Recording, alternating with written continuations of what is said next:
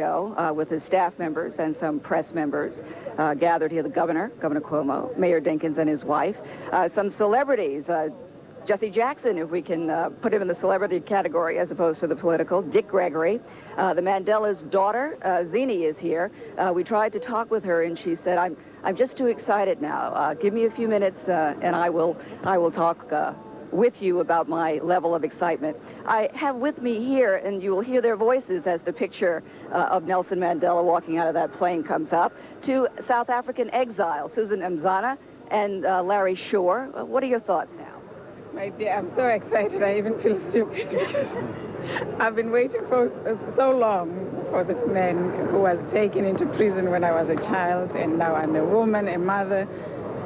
And you have your children here with you today. They have never been home to South Africa. They've never been home to South Africa. They are terribly excited, too, to see him.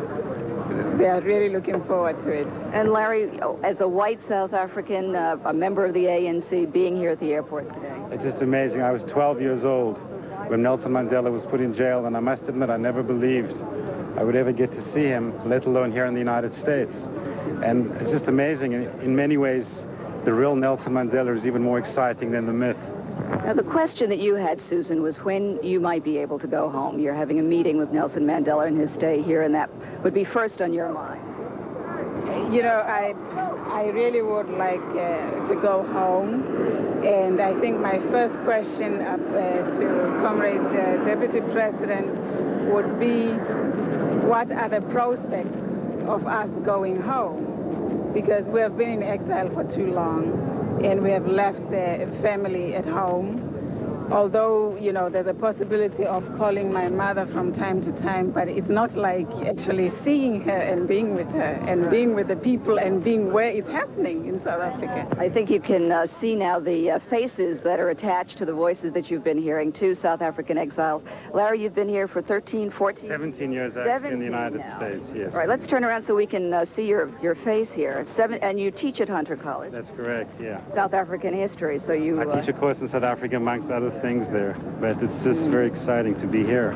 Never thought I would be. Susan, what did you say to your daughters as you brought them out to the airport? My dear, I told them that today you are going to see the man that we have all wanted to see. And this is the Deputy President of the African National Congress. And they say, well, we know who he is. He is Nelson Mandela. Are we going to sit on his lap and, you know, talk to him? I say, well, we'll try.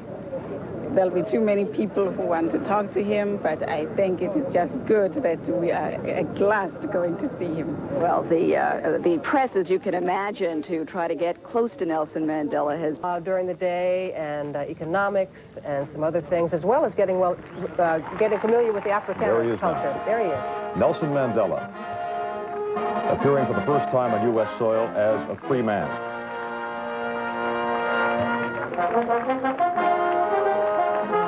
And behind him, in African regalia, his wife, Winnie.